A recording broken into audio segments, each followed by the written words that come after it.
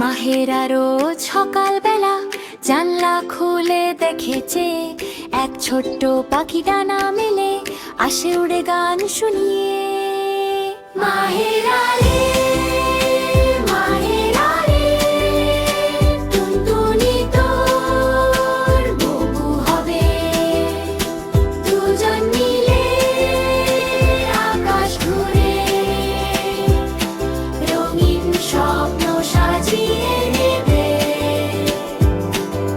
হাতের ওপর দানা রাখে পাখিটা তার কাছে আসে। মাহেরা হাসে পাখি হাসে, দুই বন্ধু ভালোবাসে।